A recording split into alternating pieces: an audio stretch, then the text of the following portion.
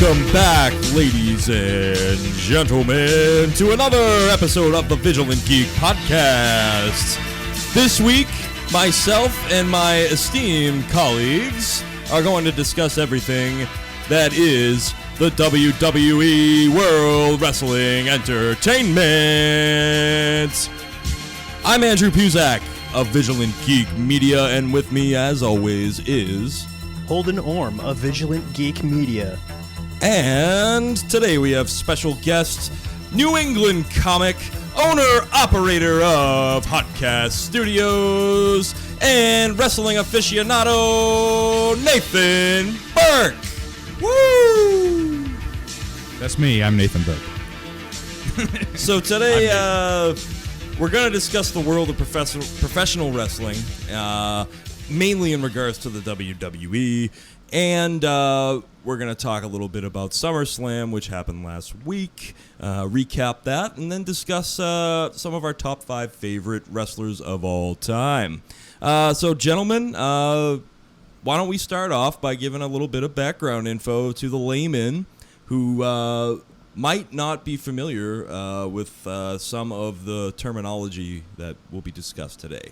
All right. Well, I'll just mention a few basic terminology for pro wrestling. Hopefully, as we go along, if we bring up something that I don't mention, I'll explain it on the spot. But basically, things like heel and face are terms to describe. Like, it comes from baby face. Some people say baby face, or heel is a bad guy, face is a good guy. So if we say like heel turn or face turn, is sort of describing when someone goes from being a good Breaking guy to a Bad, bad guy. or Exactly. or vice versa. Breaking Bad was like a heel turn type of thing. Exactly. So yeah, if a heel is a bad guy, a villain, good guy is face or baby face, or the hero of the story that's being told, like the story arcs that they like to tell stories, they say in WWE. Oh, it's the best American soap opera you'll ever come across. It really is. It really is. I'll defend it to my death.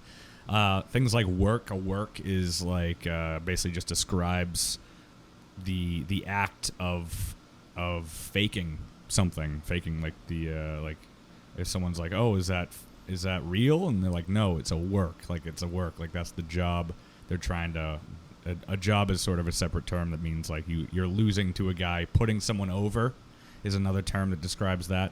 You enhance the other guy's character by losing to them. As opposed to bending someone over. That's a whole different thing. It's a whole different story. Yeah. Wow.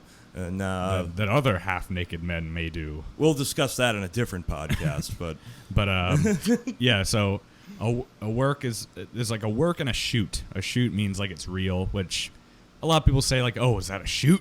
I don't know if that's a work, Work means it's like fake, but rarely it's a shoot. Rarely there's an actual shoot going on, but that's sort of like the dynamic that a lot of pro wrestling tries to create, is that suspension of disbelief where you're not sure if it's real or not. And sometimes they'll throw you a lot of curveballs and maybe try to make something seem very real when it's in fact a work, fake.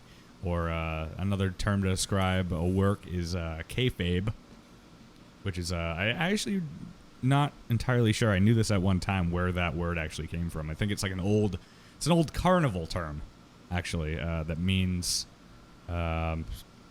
just like in character, like okay. in the being like staying in character, keeping that suspension of disbelief going. Like, for instance, a lot of old wrestlers, they don't really do this anymore, but they would, like, the heels would all travel together, and the faces would travel in a separate car. That's a riot. That's awesome. And they'd stay in hotels, like, separate hotels, or at least, like, separate parts of the hotel, because they didn't want them mixing. So this is pretty much just staying in character outside of the arena or realm around the actual ring and the actual wrestling. Yeah. So, like, you're in public and you're in Walmart, and some kid's like, I hate you, and he's like, oh yeah, rah! And then you scare the little kid. Right, a lot of those older wrestlers were great at staying in character, not breaking kayfabe. Well, I think a lot of those old wrestlers were also very drunk a lot of the time as well. Yeah. And that probably helped add to the charisma that you might have seen outside of the ring. But Coke and steroids and booze. And there's that was sort of the trifecta, especially in the 80s. Yeah. No, you can be really That'll charismatic lead to if you're coked up. Big time, or hopped up on any kind of speed. A lot of those guys definitely were, and you could see it in the promos. If you go back and watch some of those promos, you're like, "There's no way Ultimate Warrior isn't on coke right now." Or Randy Savage. Yeah. He's another popular one. Yeah, even Hogan, I think. Oh yeah, Yeah. just bug-eyed. Let me tell you something, brother. Let me tell you something, brother. Take your vitamins. Say your prayers. Take your vitamins. Yeah, so there's let's see other terms that might go along with that. Kayfabe. There's like hundreds of stories of wrestlers, like going up to, like, they didn't want to be mean to like kids or something like that, but they had to. Yeah. Like, I'm not gonna give you my autograph, kid. Stuff like that. Speaking of, he's like, that guy's a dick. He's like, yes, exactly, I am. Keep believing that. Keep believing that, and we're gonna make more money. It's like your job is to be hated. It's great. So it increases pay-per-view buys when you see the hero, your Hulk Hogan, finally beat the heel, that bad guy that you saw at the mall that time, and he didn't give you an autograph. Exactly. One of the, not to get too far off topic, I know you guys got a lot of ground to cover here, but one of the wrestlers that was really good at that, I remember, was Ted DiBiase, the $1 Million Man. I remember a promo he did where there was this like young 4-year-old kid dribbling a basketball, and he just knocks the basketball out of his hand, and just being just a jerk for no reason. It was something like he had to bounce it a certain number of times, and then on the last one he kicked it away. Oh, right. And he'd give him $100. Yeah, and he didn't give him anything. He just laughed in his face. Money, money, money, money, money. Yeah, that was a great character. He absolutely epitomized that 80s greed culture. Oh yeah, he was. He should have been on my list. It's just there's so many good characters and wrestlers. But yeah, it just popped into my head when you mentioned that. Anyways, and they actually hired him from, I think it was AWA at the time, to come in and do Ted DiBiase. They're like, we have this character, and we think you'd be perfect for it. It was like a casting call. So yeah, that's everybody's got a price. Classic character. Everybody's gonna pay. Ted DiBiase was great. Yeah, so a bump would be a bump. A bump, kid. A bump is just how you fall, how you land when you get let's say body slammed or suplexed or whatever. Is falling properly. You could call anything a bump. You could call a turnbuckle bump, how you fall into the turnbuckles, or how you fall off a ladder. It's like a ladder bump. If you want to learn to be a wrestler, the first thing you gotta learn is how to bump. Yeah, it's all about protecting yourselves, folks. Safety first. Learning how to fall right. You gotta, or as JR would say, there's some people sitting at home saying he just knows how to fall right. But, when Mick Foley fell out, got thrown off the cell. Oh yeah, and we're gonna classic JR line. Classic JR, who's another amazing product of. Some might say the greatest play-by-play commentator. Oh yeah. Ever. Oh, he's I'm awesome. a Gorilla Monsoon man, but yeah, Gorilla JR, Monsoon, probably the best at what he did. Absolutely. Good stuff. So if you want to, I don't know if you want to talk about SummerSlam first. Yeah, SummerSlam was last Sunday, and I unfortunately missed it, which I was really bummed about, particularly because I was really excited to see Stephen Amell, the Arrow, his match, tag team match with Stardust and Cosmic King Barrett. I really hope he keeps that gimmick. A gimmick is another word that describes. Yeah, gimmick. Someone's. It usually refers to someone's character, but a lot of times it refers to an item, a thing. For instance, it's this is my gimmick. This is, or yeah, Jake the Snake had a snake. That was his gimmick. Great gimmick, by the way. He had a gimmick. Like Steve Austin uses that term a lot on his podcast, where he talks about Steve Austin's gimmick that was beer. beer. That was a really great gimmick. So I had one of these. I was in the shower today, and I had one of these shower gimmicks. He like talks. He calls everything a gimmick. One of these washing gimmicks that you're supposed to wash your back with. And he uses it like that loosely, which is hilarious. So a gimmick can be anything you bring up to the ring, to enhance your character. But a lot of times it refers to the character itself. So like Hacksaw Jim Duggan's 2x4. Yeah, one of those 2x4 gimmicks. One of those 2x4 gimmicks. Someone stole my beer gimmick the other day. I wasn't appreciative of that. Yeah. But let's describe someone's character pretty much. Cool. Like I'll say, right. if someone's kind of a bland guy, and it's just like they come out and they're like, coming down the aisle, Brian Johnson, and it's just like, who? And it's just like, that guy needs a gimmick. Oh, he definitely needs a gimmick because I'm That guy already bored. Yeah, that guy needs a gimmick. Yeah, so we gotta get that guy a leather vest and some beers. put some Send him down to sunglasses the on. dollar store with $10. He'll come back with 10 gimmicks. We'll see what sticks. That's pretty much how it works. Yeah. Oh, why don't we just do a little recap from SummerSlam this past week? I, for one, didn't get to see any of the matches. You guys did. Mm-hmm. Yes. Nathan had me over. Margie made chicken fingers. And Oh, nice. And My mother. And Mark brought Doritos. Yeah, so So we were eating Doritos and chicken fingers Mm-hmm. while we watched it. Breakfast of Champions. Yeah, it was very exciting. full spread, This is one of those chicken and Dorito gimmicks. frozen chicken and Doritos, Dorito gimmicks. I put them in one of them bowl gimmicks. You mean a bowl, Steve? Yeah, a bowl gimmick. That's what I said. You heard what I said? God damn it! Don't make me repeat myself.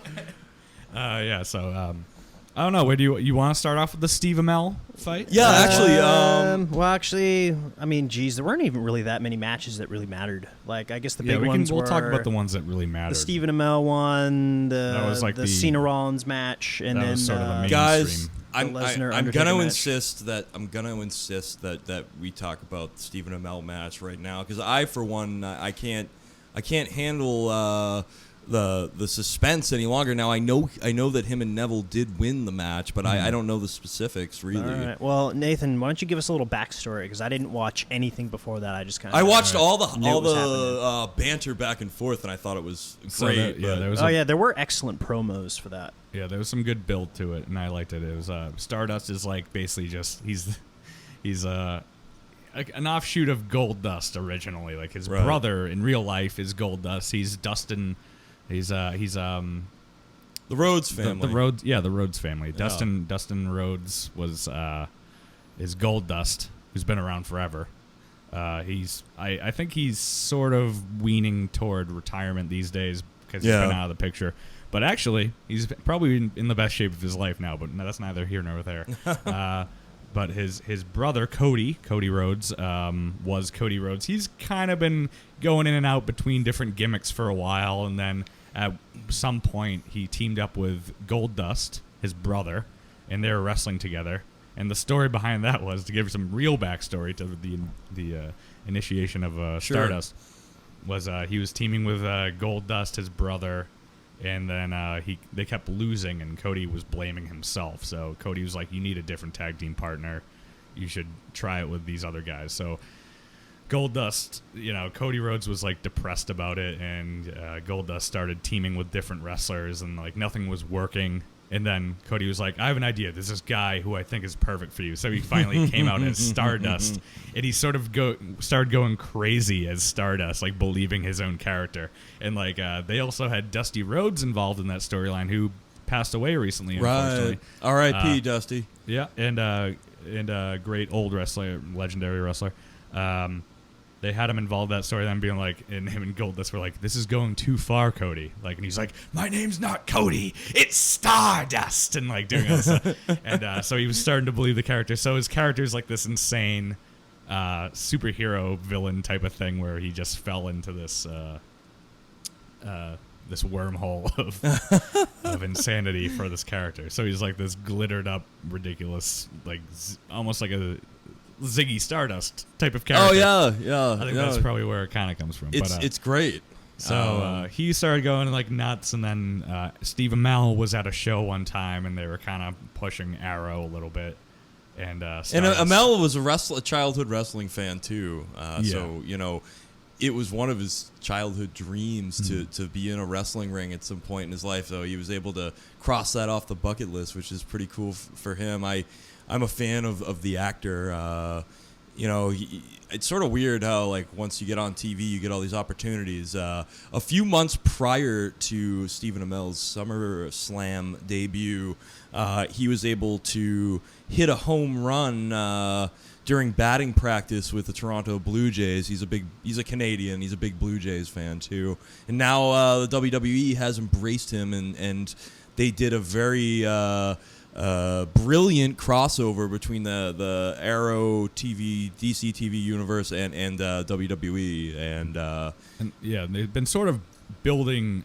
Like Neville came in from NXT, which is almost, you can consider it WWE's farm system. Okay, yeah. Like they train guys to get in. Neville's like a short, very muscular, stocky, great athlete, British dude, amazing.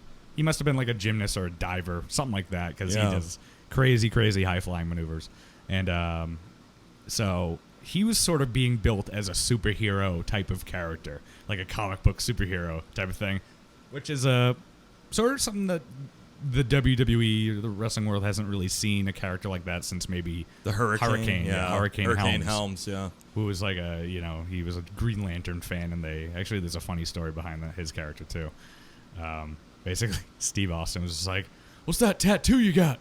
And he's like, Green Lantern. He's like, what the hell's that? What's that? Some kind of foreign beer? And so they were like, hey, let's make him like a superhero character. So that's funny. Neville, they were building as like a superhero to feud with Stardust, and that was probably all built up to be something, a promotion to build up the Steve Amell thing, because he was probably signed on to do that for months. Right. And it's brilliant. And then they had him at the show, and then they had a conflict outside the ring between Stardust and Steve Amell, and he was taunting Steve Amell, and he ended up like pushing him down or whatever. And then at that same time, they were sort of tagging up King Barrett, who's sort of been going back and forth between gimmicks as well. He was Bad News Barrett, which I loved. Bad He just news. came out and said, I'm afraid I've got some bad news. Which was a great gimmick, but then they had him win King of the Ring, and he became King Barrett. And then when they teamed him with Stardust, they did something very silly, which I loved because it's super over the top, like 80s style gimmicky, where Stardust presented him with like a new cloak, pretty much, that Barrett comes out with, and it's like this silver thing, and he's like, I'm the Cosmic King. So they changed it to the Cosmic King for this match, pretty much. And for SummerSlam, they teamed up Stardust and the Cosmic King Barrett, and against Steve Amell and Neville. And so that's how they built that match. Excellent background. Ended up being pretty good showing for Steve Amell. You can tell he trained for a while to be able to at least, to bump. Well, what's crazy He is had to learn how to bump. What's crazy is that when you actually see him in the ring with all the actual pro wrestlers, like on the show, he's like this buff dude kicking like people's asses and stuff. But like here, he was like half their size, and like he's just like, oh, it's a guy, and he's pretty ripped. Yeah, it looked like they just took a guy off the street. I mean, that's just like the physical difference between the people who actually do this and people that do steroids, and just the way people move in the ring and everything. Yeah. But I'd say his showing was really good. I mean, usually whenever they have a celebrity involved in anything like this, their background isn't that extensive. So like you have the other guys selling these moves that the other people are doing, and they look like damn near invincible. Mm-hmm. Where in this match, Steve Amell was kind of getting his ass handed to him for pretty much most of the match. Which you need to do when you have a celebrity coming. You can't have them like beating the shit out of people, you know. Except maybe when Hogan and Mr. T matched up together or tag team together. at Back then they WrestleMania got away 1. with it. Yeah, because back then people were dumb. Or the boxing match between Mr. T and Roddy Piper. Yeah. At WrestleMania 2. Silly. So anyways, that was just one awesome event at SummerSlam, but there certainly were others. Yeah. I heard that the Brock Lesnar Undertaker match was really interesting and fun. Yeah, controversial ending to that. Some people were mad. I was actually pretty happy with the results of SummerSlam in general. A lot of people were like they didn't. Some people were complaining about the Steve Amell match. They're like, oh, the celebrity guy, like, you know, is doing too much, having too much offense. And I was like, it was he did fine. pretty good. Some of those moves are kind of hard. He jumped off the top He did a turnbuckle top rope to the outside the ring. That was a pretty risky maneuver. I'm sure the studios down at the CW weren't very happy about him jumping from up there. He could have been seriously hurt. Not too hard to screw that up. I actually thought he did, and I thought he had like bruised his back, but it turned out he just got some of Stardust face paint on there. Yeah, we thought he had like a big bruise on his back, and it was actually just Stardust. I saw that. Hurt. Yeah, I saw that in the highlight. And then he had a couple other moves, and plus he did a real good job selling the other wrestlers' moves too. Yeah, I think he did. They didn't break out job. Any of the real crazy, like hard to do stuff that the other two would have done, because otherwise they probably would have hurt him bad. But sometimes wrestling, I think he had a good showing. Yeah. Sometimes wrestling geeks tend to overanalyze this stuff, and they're like, "Oh, he shouldn't do this. It's gonna make this other character look bad." And it's like, you know what? It's not, as JR would say, it's pro wrestling. It's not rocket science. It's like sometimes you're kind of overanalyzing it. You're not gonna kill Barrett or Stardust character because Steve Amell gave him a clothesline, you know? Yeah. It's not going to be a big deal. Don't worry too much about it. One thing I was kind of disappointed in is that, he came out in boots and a hood, but it wasn't the same outfit that he would have wore on the show, which I felt that's something he should have done. Oh, really? But he came out in the hood, but then he ended up taking it off, and then you just see him, and he's just got his shorts and his boots. Mm. I think they could have had more production value as far as the costume. It might have been a matter of just practicality, like maybe he couldn't wear something because or it could have been copyright stuff, like maybe DC and the CW wouldn't have allowed him to wear the exact same costume that he would have wore on the show. Right. Possibly. Or something similar to it. I don't know. I felt they could have at least tried to recreate something close enough. But all in all, I'd say it was entertaining. It is funny. It's a very pro wrestling thing that they did with the build up for that storyline, because it was like, oh, we're gonna make these things comic book characters because comic books are popular, so we're gonna bring that into wrestling. You know, they're trying to get the comic book audience. Oh no, yeah. I remember some of the promos you showed me before. They actually looked kind of like some retro ones, like some from like the early '90s or late '80s. Yeah. And they're like how they were set up and how they were delivered. And like promos are probably one of my favorite things about professional wrestling. Oh yeah, absolutely. Like you go and the guy's just talking smack the whole time, and sell a fight. It gets the blood pumping and makes everyone wants to actually see the actual product. And I don't know, I just feel like that's the best. Yeah, in promo is like a backstage interview or in the ring, just a guy. A wrestler talking, like trying to sell the match, like, you know, the old Hulk Hogan, let me tell you something, brother, boss man, I'm gonna, you know, stuff like that. Just cutting a promo means, you know, you're giving an intense interview, trying to sell this match that you're gonna be in. So yeah, that was actually a decent showing by Steve Amell and everything, and not too disappointing. It lived up to what pretty much what everyone expected it to be. Awesome. A solid tag team match. And luckily he didn't get hurt. But did you want to talk about Lesnar Taker?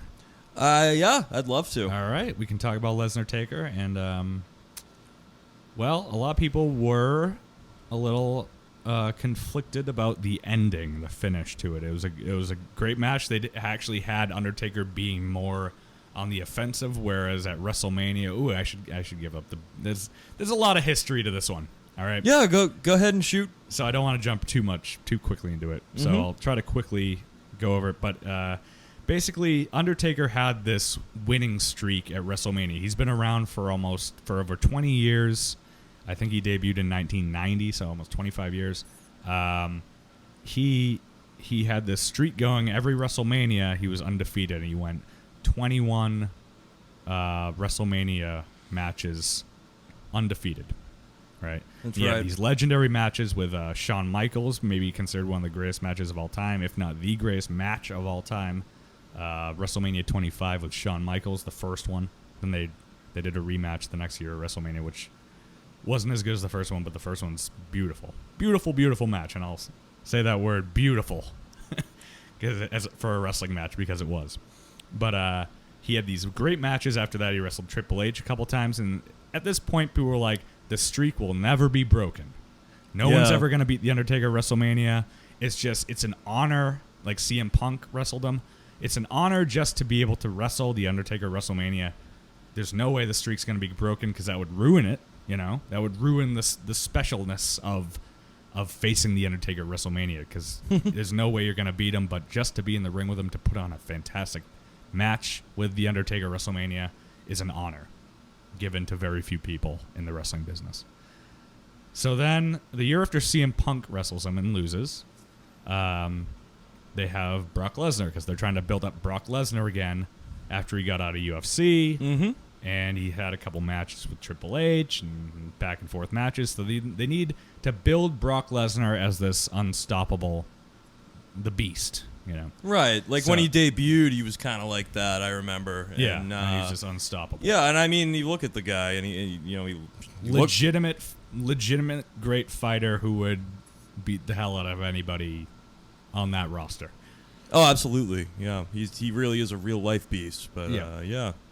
So so those two were pitted against each other, and what went on there? That was WrestleMania 30, and so there was an oddly more one-sided match against The Undertaker. The Undertaker looked kind of weak in that match, and apparently he did get a concussion in the match. And some people say he called it. I don't even know if this is confirmed or not. Some wrestling marks might scold me for this, but I think Undertaker may have called it in the ring, because no one gets to that level that The Undertaker's at. He's at such a legendary status with the company that he's so well respected that he can make a split-second decision, like an in-match decision, and they kind of left it up to him to decide if he was going to lose that year to Brock Lesnar.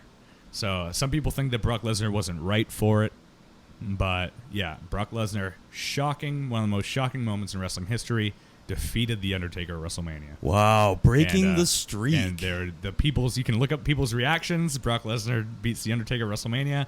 It's insane. The audience it's just quiet, and people are like, have this oh my god face on, like they don't believe what they just saw. Because I didn't. I had to rewind it when we were watching it, because I was like, wait, what just happened? Because I didn't believe it, and we were like, no, there has to be some stipulation where they're going to overturn this. There's something wrong, because you don't believe it, because it's just one of those things. It's one of those, it's like death, taxes, and Undertaker's undefeated streak. Nothing's ever going to break this thing. And he did, and Brock Lesnar defeated him, and he went on to face John Cena later at, I think at SummerSlam, and totally manhandled John Cena for the title. Like, that was another shocking moment. People were like, he just destroyed John Cena, like not even put up a fight, and that was Brock Lesnar is now this unstoppable force in WWE. Like, no one can beat him. No one can touch this guy. Now, let me ask you something. Paul Heyman used to be his manager. Is he taking on that role again? Still, yes. He's awesome. He's the voice of Brock Lesnar. I love how he's the voice. Lesnar. Yeah, because Brock Lesnar can't talk. Yeah, but I love how Paul Heyman is the voice of Lesnar. It's kind of like a package deal. You get the both of them. Maybe the greatest manager of all time at this point. He's unbelievable at hyping a fight. And probably one of the greatest overall public speakers you'll ever come across. Anywhere. I could watch his promos for 3 hours and I'd be happy. So they built this up this past year at I can't think of was it WrestleMania? Yeah, it was WrestleMania. He was fighting Brock Lesnar fights Seth Rollins for the title, the golden boy of the company, as I like his character, and he's beating the hell out of Seth Rollins. He's this unstoppable force, and then he's about to beat Seth Rollins for the title. Lights go out. Undertaker appears in the ring. And low blows kicks Brock Lesnar in the nuts. Very uncharacteristic maneuver by the Phenom, The Undertaker, the very mystical character of The Undertaker. So this sets up for Undertaker Brock Lesnar 2, these two gods of wrestling. As I built it up in my own mind because I like to do this, because Paul Heyman described Brock Lesnar as the god of vengeance, of vengeful retribution. He's the god, my god of vengeful retribution, and so versus the god of death, the Undertaker. Right. So it was like these two gods, legendary figures of wrestling. I can say Brock Lesnar's legendary because that's how they built him up to be. He's this untouchable being. So they build up and they do this great lead up to SummerSlam. These two monsters coming together to fight another time. Undertaker's going to get his revenge, and he's going to play dirty this time. So, and Paul Heyman also built that as he sold his soul to the devil to finally beat Brock Lesnar. So, Undertaker's fighting dirty now. So they build up to this match at SummerSlam. Pretty much, there's some. It's a good match, good back and forth match. Solid match. Undertaker looks stronger. He's more intense this time. He's renewed. And then finally, it comes toward the end. Brock Lesnar gets The Undertaker in a Kimura lock, which is a Brazilian Jiu-Jitsu thing, which he never used at all in UFC because he's not that type of fighter. But he used a Brazilian Jiu-Jitsu move, an MMA move in wrestling now. So he puts Undertaker in the Kimura lock, and which puts Brock Lesnar on his back, on his shoulders, and the ref's checking under his shoulders to see if he's pinned. Meanwhile, on the other side, The Undertaker taps out, gives up to his hold, which the bell keeper sees, the timer guy, the ringy bell man, the bell ringy guy, the bellman. Bellman. He rings the bell because he sees Undertaker tap out, and the ref loses it and says, "I didn't call for the bell." He wasn't pinned, meaning Brock Lesnar wasn't pinned. The timekeeper says, "No, I saw Undertaker tap out." And so while the ref's disputing this with the timekeeper, Brock Lesnar goes over to the ref to see what's going on. Undertaker low blows him. He turns around and he puts him in the Hell's Gate submission, which is like another Brazilian Jiu-Jitsu move. It's a move that Undertaker does because he's a big MMA fan. I don't think I've seen that one. What's that look like? It's weird. It's like a neck choke thing where Undertaker's on his back and he has him. It almost looks like a triangle choke, except you're choking him with your shin. You're kind of pulling his head into your shin. You're using your hands. It's hard to describe a little I'll bit, have to look it up. Yeah, so it's his Hell's Gate submission and makes and then not to kill the character, this unstoppable beast of Brock Lesnar, not to kill that character. He doesn't tap out. He passes out. Classic, good wrestling, good booking. And while he's passing out, he gives Undertaker the finger. Oh, man. Yeah. That's cool, actually. Yeah. And then, so the big dispute now is almost like Brock Lesnar is almost the face, and this legendary, wrestler that everyone loves, well-respected guy is almost the heel in this match now. Well, so it's weird. It's Undertaker's flip-flopped from heel to face, but several times. Not He's been recently. a heel most of his career, hasn't he? Yeah. He was what they call a monster heel, which is supposed to scare children. Yeah, the big scary guy, him and Kane. Yeah. Yeah. How's he gonna beat him? How's Hulk Hogan gonna beat the scary monster? Yeah, Andre. Yeah, Hulk Hogan tore through a lot of monster heels, whether it be Earthquake or Earthquake. Yeah.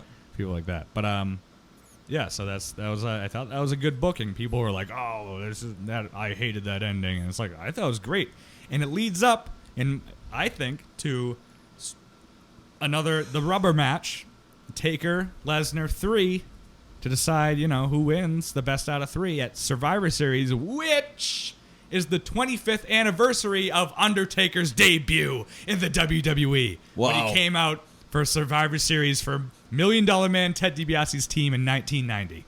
Wow. Yep. Wow. He was the mystery man for Ted DiBiase's team. Awesome. All right. Well, I guess we should talk about the John Cena Seth Rollins match. Oh yeah. Talk about another celebrity intervention. Oh my goodness. Now this match I actually saw. This is like the last one I watched before I had to head home because I live about an hour away from Nathan's, and so this match was really good. Seth Rollins is quite the professional. He's a heel, but he does it so well. He makes you want to hate him. Yep. You love to hate this guy. He's becoming such a good heel, and I didn't have a lot of faith in him earlier on. He was good. Oh, he's totally grown into it. Oh yeah. And on top of that, the types of moves he's pulling off in the ring are insane. It's like his actual the work he's putting in and the moves he's actually doing, they're flawless. A lot of the stuff he's doing is absolutely believable.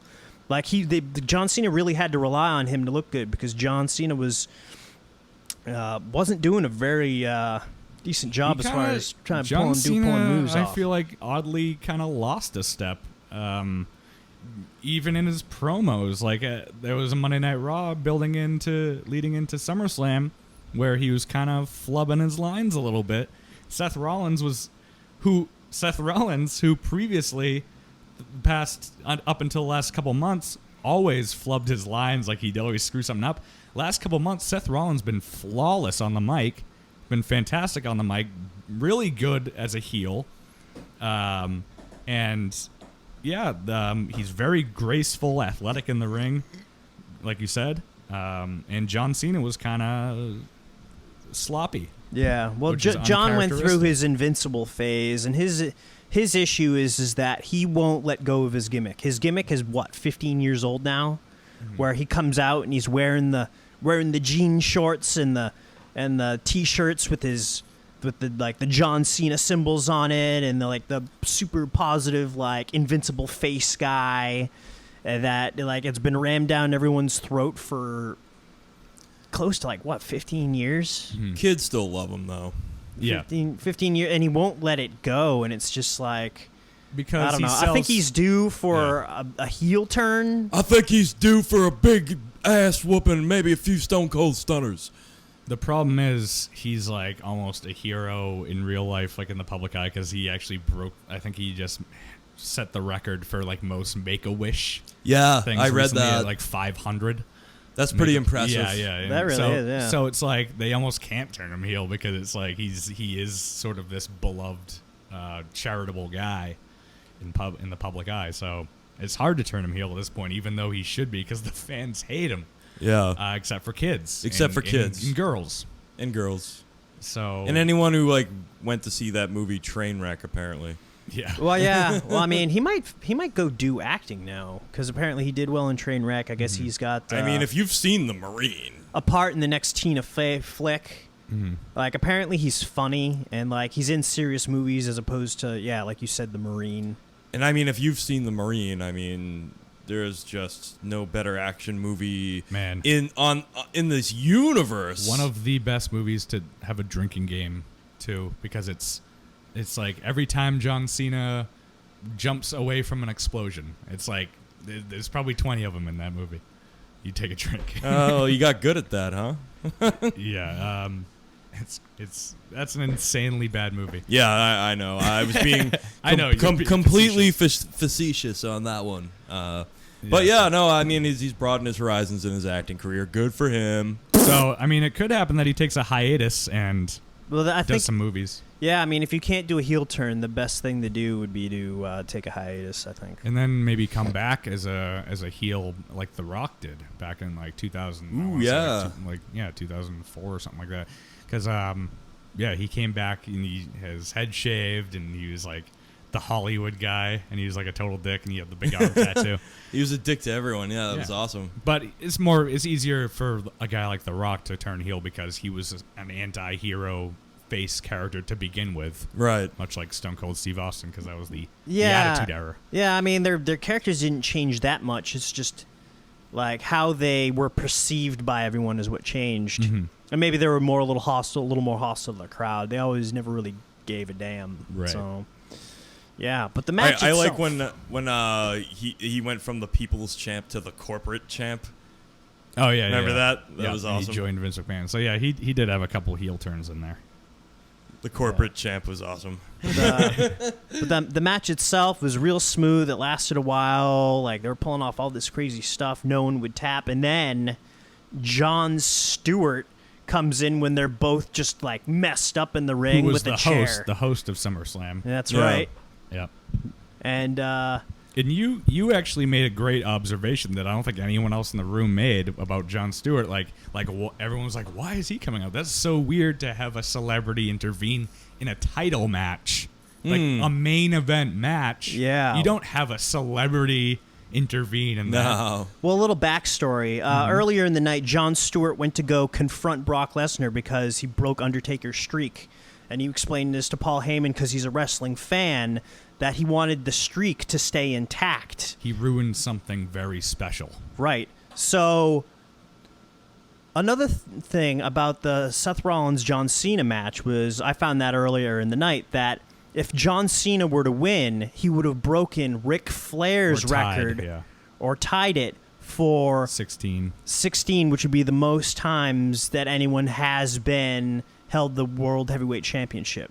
Wow. So Jon Stewart enters the ring. He's got the chair. You think he's gonna go after Seth Rollins because they were feuding earlier when Jon Stewart was on the Daily Show, and also he's the heel. Yeah. Right. Mm-hmm. So then out of nowhere, Jon Stewart goes, hits John Cena in the stomach, throws the chair down. Seth Rollins gives the pedigree to John Cena, pins him, and then the match is over. And everyone's like, well, why would he do that? Well, he did that because Jon Stewart is a wrestling fan purist, and he wanted to keep Ric Flair's record unscathed and untied. Yep. Which was a great, I thought, great storytelling by WWE. I think some people, that's what they, I don't know why that's so funny, but like it really was. Stories. Yeah, it was a great, and it was great foreshadowing earlier in the night when he went to Brock Lesnar's dressing room and Paul Heyman came out and he had a little tiff with Paul Heyman, and he was like saying like, you ruined the streak for everybody. And he's like, you don't realize how important that is to everybody, and like, gave that whole spiel, and then he comes out and interferes in the Cena Rollins match. So I was the only one at the gathering that noticed that. Yeah, he was like, because he's trying to protect the streak, and everyone was like, oh yeah. And then they explained it. You didn't see Raw the next night. Oh yes, tell me how that happened. He did. They were like, we're gonna have Jon Stewart come out because they were still in Brooklyn, and he was like, we're gonna have Jon Stewart out and explain his actions, which I was hoping they would do and not just leave it hanging. So they had him come out, and he was like, I didn't want John Cena to lose. He was like, I have nothing against John Cena, but I have something against like tradition. And yeah, it was exactly like, he explained exactly what you said was. Is he going to be a main staple now in the WWE? Jon Stewart, did he retire from that epic Daily Show run where he was one of the most respected news guys, even though it was like a fake news show, and to become a heel in WWE? I don't think he'll stick around, but I would love it if he did. If he became like the general manager of Raw or something. Oh my God, that would be awesome. Or harkening back to the 2000s, a commissioner. He did say he wanted to do other things. So he's a huge wrestling fan, so go from broadcasting fake news to becoming a general manager of a fake sporting organization. Yeah, unfortunately, I don't think he will. I wish he would, though. That would be great. Because I think he's a pretty big name dude to have as an extra character on Monday Night Raw. Oh yeah. No, I mean they'd probably love to have him too. That'd be so good. But yeah, it was a good ending, and it was weird that they'd had a celebrity come in and decide the finish to a title match. Yeah. I thought he was gonna, Cena would kick out, and that the match would continue. Yeah, he's still got that but invincibility aura about him. Yeah, so Monday Night Raw. Well, they don't like Cena losing straight up too. No, very don't. rarely throughout his True. career has he ever really been just tapped, except maybe in the early days. Few clean finishes, which means without intervention, without any foul play, winning clean. It's another term. Few people have beaten Cena clean. Kevin Owens beat Cena clean on Raw, though, about a month ago. Yeah. Well, actually, you did say that you wanted to get into more about NXT and tell everybody about the farm system of the WWE. Yeah, I'll go over that real quick. The night before SummerSlam, they had something called NXT TakeOver, which is available on the WWE Network for only $9.99 a month. You can subscribe to the WWE Network and get every pay-per-view, and that's what I watch SummerSlam on. So before that, they have NXT TakeOver, which is sort of like a mini pay-per-view. And they have some big matches on that. And some people might argue, real wrestling fans might argue, that NXT at this point is better than the main product. Huh. It's almost like an indie, it's like a subcultural thing. And it's actually, I think it's great. There was an episode on last night, so every Wednesday they have an NXT episode. It's only an hour. So they had TakeOver, and they had a few big matches, like Kevin Owens versus Finn Balor, who's like this big up-and-coming guy, who's the two guys who have traveled around the world wrestling for 10 years, and they're finally starting to bring in these independent wrestling stars from around the world that haven't been in WWE, which kind of Vince McMahon's kind of been against for a long time. Sort of like he wants to build everyone. He wants everyone to be homegrown, built, developed by WWE, so he can kind of own them. Yeah, why not? If there's gonna be other wrestlers out there, why not have them all under the umbrella of WWE, where WWE has a monopoly on decent wrestlers out there besides TNA, of course. But it's a smart business move. But through Triple H, who has a big executive power now in real life, he sort of created NXT. He built NXT from the ground up and sort of made it this other brand where it's like I didn't explain marks and smarts. Smarks. A mark is an old carnival term, meaning it's a wrestling term, meaning someone who believes it, buys into the business, buys the product. A smart would be someone who's like, this is fake, who cares? Yeah. But now wrestling fans are called smarks. Now it's like a mixture of both, where it's just I know this is fake, but I like it. It's entertaining. Right. So that's pretty much what most wrestling fans would consider themselves. And so this is for the smart marks out there. The NXT, it's people who love the business and have respect for it. And it's sort of like the indie promotion. They get the guys like Samoa Joe in there now, who's no kidding, been in TNA wrestling for about 10 years. Yeah. And he finally jumped ship to WWE's NXT brand. So it's like the indie promotion for WWE and also its farm system. So they get these great guys who are super skilled, been traveling the world for a decade, wrestling and honing their craft, and now they're in NXT and they're doing a spectacular job. And it's almost like this counter product to WWE. So they're bringing people up now, and they had some great matches on there. Just to run through it, Finn Balor and Kevin Owens, great match. But the match that stole the show, and where what makes wrestling interesting right now, is the women are getting pushed so hard, and they're the best women's wrestling matches that people have seen in maybe forever. Yeah. Yeah. They have these incredible girls in there now, like Charlotte, who's Ric Flair's daughter, who I meant to throw in that on Monday Night Raw came out, and they had a promo with Ric Flair and Jon Stewart and John Cena. Oh, cool. John Cena ended up doing his finisher, the Attitude Adjustment, to Jon Stewart. And also Ric Flair was defending John Cena and saying that, like, streaks are meant to be broken, yada, yada, yada, things like that. Like, he wouldn't have minded John Cena winning. But whatever. So NXT, Charlotte Flair is in there, his daughter. Sasha Banks, who's incredible. Boston girl. Trained in Boston. At least. Wow. I think she might be from California originally, but she trained at Chaotic in Boston. That's a around Boston. well-known school. Yeah. And Bailey and Sasha Banks that night put on a match that made me cry. It made me single tear. It was the build up to it because they had three girls. They had Sasha Banks, Charlotte, and China? Oh no, The fabulous Moolah, perhaps? the Irish girl, Becky Lynch.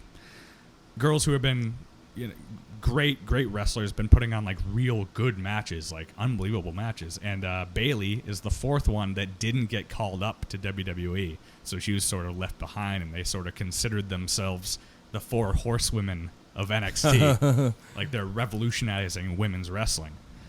And so they had Sasha Banks and Bailey's kind of backstory was like she didn't get called up to WWE. She was left behind because she's like this cutesy character, and she's a very sympathetic character. It's just her expressions, everything, the way she handles herself. And their match was just nothing short of unbelievable, and it was one of the best matches of the year. Easily match of the night, probably better than matches at SummerSlam. Wow. It was an unbelievable match, unbelievable build-up, and Bailey won the NXT Women's title after being pushed aside for so many years by these other girls, and it was just like it made you weepy, and it was just a beautiful, beautiful match. More so than the Stephen Amell match? Really? Yes. Wow. So I highly encourage anyone who has the access to either the network or some other means to watch that unbelievable match from NXT TakeOver in Brooklyn between Sasha Banks and Bailey. Gorgeous match. Gorgeous women, I assume, too. Yeah, man. Sasha Banks has like a hot, skanky thing about her. But, unbelievable in the ring. Bailey's cute. She's more of like the girl next door type? Bailey's very much more of the girl next door type. Yeah. So there's a dichotomy there between the sisters. Yeah, and they did this finish where it was like a top rope inverted Huracan Rana thing. Oh, sweet. It was like nuts and almost broke Sasha Banks' neck, it looked like. It was wow. Nuts. I wish I could find it on YouTube, but man, that was a crazy match, and highly recommend that match. And the following Raw, by the way, was unbelievable. I'll run through that real quick. Yeah, why don't we run through that before we take a break? Take a break, yeah. I'll just say the big surprises on Raw. So they were gonna the Dudley Boys returned. Yeah, I heard about that. Now that was huge news, which I love. I love Bubba Ray Dudley and the Dudley Boys return, and Devon, get the table. Legendary tag team, and also a new member of the Wyatt family. This big gargantuan guy came out, was introduced. Was he part of NXT before? I think he was in NXT. But I don't remember him. I don't know where he came from. Huh. So I need to kind of research that a little bit. I'm not sure where that guy came from. But also at the end, a guy who's been coming back and forth since WrestleMania. They were going to unveil a statue of Seth Rollins to add to WWE headquarters, because that was like one of his stipulations. He was like, if I beat John Cena at SummerSlam, I want a statue of myself right next to the great legends of wrestling and all this stuff. Like, and they were going to unveil the statue, and they showed the statue earlier in the night in the dressing room of Stephanie McMahon and Triple H. They really got someone to make this clown a statue, huh? And they made it. They had a statue, and they lifted up the curtain, and instead of the statue, there stands Sting. So that's going to be the next match, Sting versus Seth Rollins. That'll They're probably be going to build cool. up for Survivor Series. That'll be way cool. I had heard that Sting was going to be getting back into wrestling too, so that's really cool stuff. Which will only be his second match in WWE, which is really weird that he lost his first match in WWE to Triple H at WrestleMania, so I still feel a little sour about that. But anyway. All right. All right. Well, we're going to take a short break, but before we do, we just want to let you know about Hotcast Studios, which is a studio that we operate out of. If you are an aspiring podcaster looking to start your own podcast, contact Nathan Burke. That's me. That's him. The guy who's been filling us in with all this great background information on the WWE today. So Nathan Burke is the owner and operator of Hotcast Studios here in Beverly, Mass. If you are interested in setting up your own podcast with him, he will provide you with state-of-the-art equipment and get you going. You can reach Nathan at his website, hotcaststudio.com. You can also reach him through email at nburke18@gmail.com, and you can reach him on Twitter at @IamNathanBurke. And with that, we'll take a short break, and we'll be right back. You know what's great? This is the best part about podcasts. Just getting together. We don't know what's going to happen. We're just with our friends. You know, it's after work. You guys should come to Hotcast. Got great subs down the street. Parking wasn't bad at all. Someone already paid for mine. It was an hour and 8 minutes in there. Got here. My friends were here. Same time. Now we're just hanging out. Come to Hotspot Podcast. Get yourself a good old-fashioned sub. Hotcast Podcast. Come to Hotcast Podcast and enjoy the show. Come to Hotcast Podcast and enjoy the show. This is it. Like, this is what we do now. Nothing better than just hanging out with some friends. You know, at Hotspot Podcast. Is that what it is? Hotcast Podcast. Check it out online. All I know is Hotcast Podcast, one of the best places.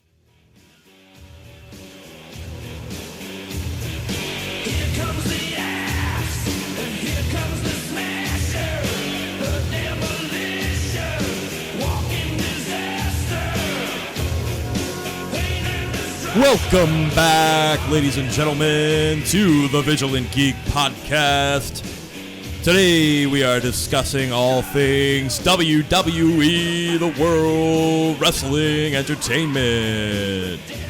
I'm Andrew Puzak of Vigilant Geek Media, and joining me today is Holden Orme, my colleague from Vigilant Geek Media, and New England comic, owner and operator of Hotcast Studios and wrestling aficionado, Nathan Burke. That's me. Hooray. So we left off giving you guys a good recap of SummerSlam and some of the background information regarding the storylines and matches going on with that. And it's been very interesting thus far. In part 2 of this segment, we are now going to discuss a fun little top 5 list here. We each made a top 5 list of our favorite wrestlers of all time. So we're going to illuminate you with those lists in this second part of the segment. Gentlemen? Yes. You guys ready for this? Start your engines. Yeah. We got a lot. We got a lot of interesting characters from WWE, present day, and yesteryear. This is a hard to list discuss. for me. This is a hard list for me to make, but yeah. Very hard because there's just so many great wrestlers throughout the years, especially in the 80s and 90s. That's when you really started seeing some real charismatic characters show up in the ring. And we're going to take you through a little timeline back and forth between WWE's previous years through the Attitude Era, even up to today, with our lists of honoring our favorite men that have... or women. Or women, if anybody has but women. Probably not. that have entered the ring. So... Yes. Without further ado, I guess we'll start with our number 5s. All right. You want to start it off? I do not mind starting off this list. Okay. That's fine. So, my number 5, I actually picked Sergeant Slaughter. Yeah. Now, this is sort of like a personal pick for me just because he was a childhood hero of mine. He was one of the first wrestlers like I saw on TV as a young lad, you know, among others like Jake the Snake Roberts and of course Hogan and Randy Savage and all that. But Slaughter was somebody I was actually able to meet at a Boston Celtics game when I was maybe 6 years old. It was my first Boston Celtics game, and a couple rows in front of me, Sergeant Slaughter was sitting there enjoying the game with George the Animal Steele, who is, you know, another big icon. Yeah. Very famous for biting off the turnbuckle covers and all that green jazz. tongue. Yeah, having the green tongue and all that. No, so him and Slaughter were digging the basketball game, and I was able to get my ticket autographed by those two gentlemen. And you know, I was also like a big G.I. Joe fan back in the day, and they incorporated the character of Sergeant Slaughter into the G.I. Joe cartoon, which was really neat. So, you know, just for that nostalgia factor right there. And I mean, I used to love the real stereotypical matches they put Slaughter in with, you know, like the Iron Sheik and whatnot. Just the America versus whatever conflict. Yeah, America's in. exactly. Like I think the Persian Gulf was going on at that point, and they were exploiting that. Of course, Vince is going to exploit that to the utmost extreme. And war. Oh yeah, you're the Iron Sheik. Before that, it was Russians. Yeah, it was like Cold War. Nikolai Volkov and right. all that. Yeah, so I used to love those matchups with Slaughter and the Sheik, the Iron Sheik, and things like that. The real stereotypical matches, they always were highly entertaining, highly politically incorrect, but highly entertaining nonetheless. So Sergeant Slaughter, my number 5. All right. And Cool. I guess we'll go counterclockwise. So Sure. Nathan, my number 5. I know my top 3. My 4, 5. That area is kind of a gray area for me.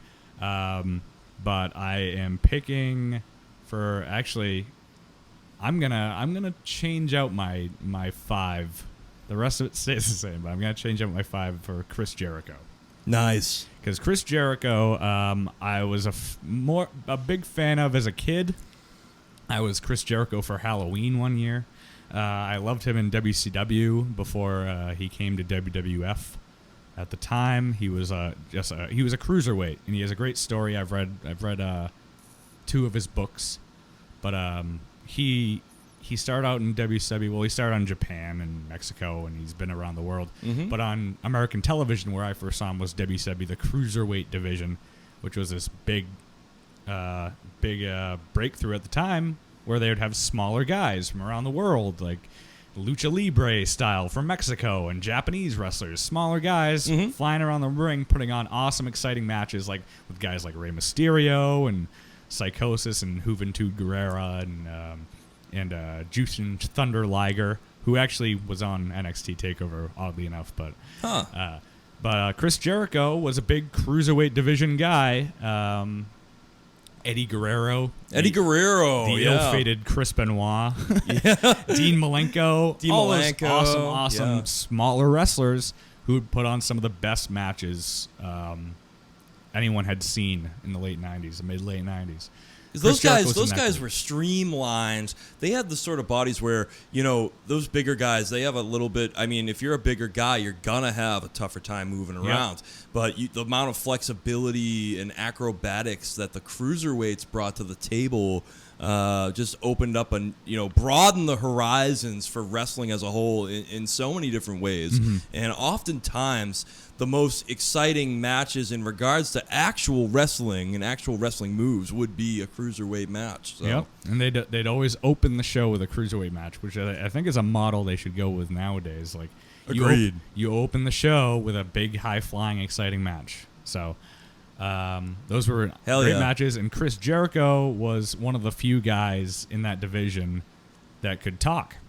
And he'd come out and they'd say, "Oh, they didn't care how the show ran in WCW. Like they didn't give a shit." That was back when Bischoff was running things over there, right? Yeah. Eric Bischoff, and he'd come out and they'd basically have like, "All right, you have like a minute to do whatever you want before your match," and he'd just come out with a mic and just spew a bunch of garbage and just heckle the crowd, be a good heel.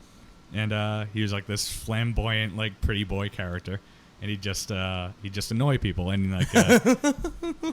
like he did the Dean Malenko thing, like man of 1,000 holds, and he came out with his list of like 1,003 holds, and he had this like long paper roll, and they like went to commercial, and he was just like saying like number 46, and they came back from commercial, and he was like number 423, arm drag, and like he was just saying like, a bunch of moves. The Mexican credenza, or like whatever. It was like the ridiculous stuff he just made up. So then he went to WWF, had one of the best debuts probably ever in wrestling history. They had like the countdown clock to the Y2K. Oh, yeah. And he was the Y2J problem. That's right. And he came out and did like the whole Raw is Jericho thing. He interrupted The Rock, made a big splash, and he was kind of swept on the rug for maybe a few months after that, and then he kind of came back. But he always evolved over the years. And he was such a great character in the way that like he always like rolled with the tides, and he would go heel face, and he was always good on the mic and lots of charisma. Yeah, lots of charisma, and he did a good transition in the mid 2000s where he like chopped his hair off and he started wearing a suit down into the ring, and he like, came out to like no pyrotechnics, and he just like played it straight, and he was just like a great heel, and he wouldn't pander to the audience. He was like, I hate that Chris Jericho, and he like spoke really softly. He was like, the Chris Jericho that used to pander to you people is dead, and all this stuff. And he did that whole thing for a while. So he always reinvents himself, and I appreciate that. He comes back every now and again from touring with his band and all that. But oh yeah, isn't his good. band name like Fozzy or something? Fozzy, yeah. Yeah. It started out as a joke, and then it kind of turned into a real thing. I think I remember them playing a WrestleMania or a Summerslam or something like that. Yeah, they played some show, Yeah. which is weird. But hey, whatever. they have a couple good songs. They have a really good cover of an ABBA song, actually. Interesting enough. Yeah. Dancing Queen? No, it's SOS. It's actually good. It's actually a really good cover of that song. Oh, interesting enough. Might have to give it a listen. Yeah. Holden, you have a very interesting number 5 that we can discuss for quite some time. I do. My number 5 would be Mick Foley. Extremely long career. Kind of grinded it out. Went through a ton of gimmicks, from Cactus Jack to Dude Love to Mankind, and really, eventually, just everyone realized his whole body of work. I mean, he really broke through with that Hell in a Cell match with The Undertaker, where he took some of the most punishment I've ever seen a human being take. And his real talent was just the amount of heart and how much he cared about the actual wrestling. Yeah, the business. He was a total company man. And once all those things encompassed, and then he just broke loose. Like, his ability to take punishment was second to none from anybody, and he'd just getting thrown 30 feet from the air from the cage, being choke slammed from there. That match just kind of put him on the map. It went from one gimmick to another until like people just kind of saw what he was capable of on that match in particular, and he just became this hardcore legend. And always puts his body on the line. Oh yeah, he's always putting his body on the line. He clearly had no concern for his own. Which is partly why he's like pretty much retired now. Yeah, I mean, no concern for his own personal welfare. But I personally feel like Mick really flourished during his Mankind days, especially when he first came in to WWF in like 95, I want to say. Yeah, I don't know. I mean, like, his other gimmicks were great and everything, but I don't know.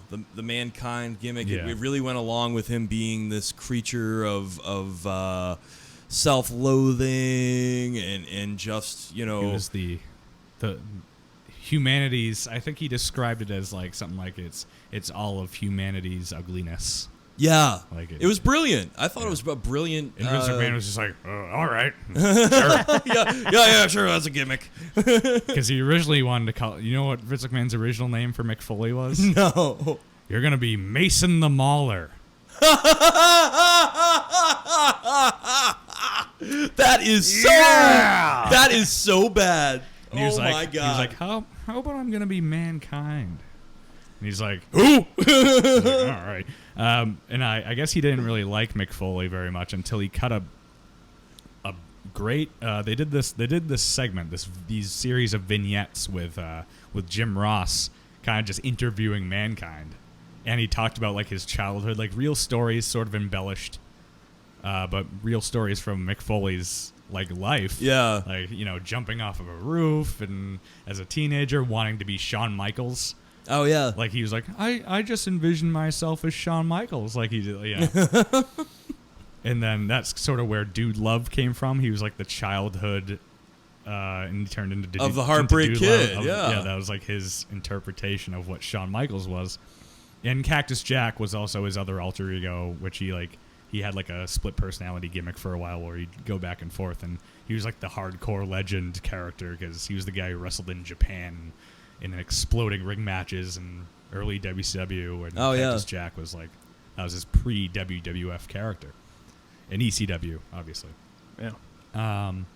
So, yeah, he had these interviews with Jim Ross describing Mankind and, like, sort of Mick Foley's childhood and, like, sort of being weirdly real and very intense and very dramatic. And Vince McMahon, I guess, was watching it in the back, and he was like, this is, like, he said something like this is gold or whatever. Like, you could see the dollar signs like above his head, just going cha-ching, cha-ching, cha-ching. Yeah, and that's like the first time that he believed in Mankind and Mick Foley. Yeah, and I think that in the case with a lot of wrestlers is they, most wrestlers have had like really trying experiences getting to where they are now, and like Mick, drawing on pain from the past to create a certain degree of intensity in the ring. That's something that a lot of other wrestlers do, but he really showcased it better than anyone else ever has. So,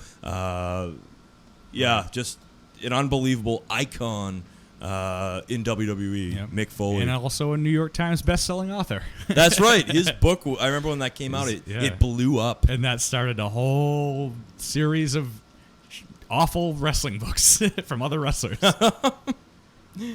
Yeah, I read a few of them. I read the Hogan one. I think I read Kurt Angle's book, too. Everyone came out with a book after that. Yeah. I mean, once again, any way to make a few bucks. Very talented dude.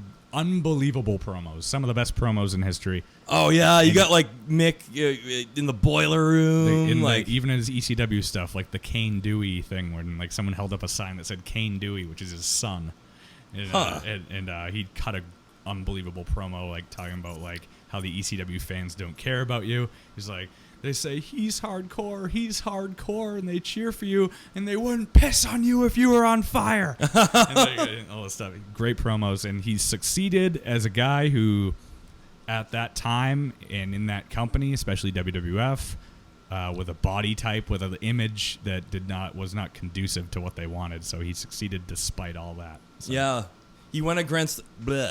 Can't even talk today. He went against the grain, and he did it with grace and fortitude. So testicular fortitude, as especially, you would say. So kudos to Mr. Foley. So looks like that brings us to our number 4 picks. Mm-hmm. My number 4, I picked The Ultimate Warrior. Now, I picked The Ultimate Warrior strictly because of his gimmick. Mm-hmm. And his presence in the ring. Little background on the Ultimate Warrior. A man named Jim Hellwig. He was a big-time bodybuilder in the 80s. I think a scout might have found him outside of a Gold's Gym or something. But either way, he didn't really know how to wrestle. He was just kind of this hulking Adonis of a man at the time with, the rock star, big hair that was in at that point. And, yep. he he was kind of a revolutionary figure in the business at that point, because he was one of like the driving forces behind that, big, larger than life steroid, jacked up type of 80s, early 90s wrestler that you'd see. He had a great entrance. Super intense. The music that would play, it would just pump you up, and he'd come sprinting out to the ring, and he'd be grabbing the ropes and just making all kinds of, making a big scene. And he'd be like out of breath by the time the match would start. And then from then on, it was really up to the other wrestlers to make him look good in the ring. And a lot of the wrestlers that worked for the WWE at that point in time couldn't stand this guy because he was so dangerous in the ring. You didn't know what he was doing. He was going to hurt somebody. I mean, thankfully, he went up against some of the a lot of the best, technicians in the business, people like Ravishing Rick Rude, that were just so good at making him look good.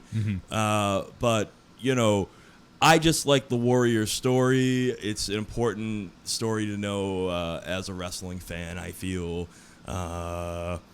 And once again, it was one of those nostalgia things where as a kid, I used to love seeing him come out to the ring because it was intense and it was cool. Yeah. And as a kid, it was, one of the coolest things to see, especially, I think it was WrestleMania 3, Hogan versus Warrior. Was that WrestleMania 3 or 4?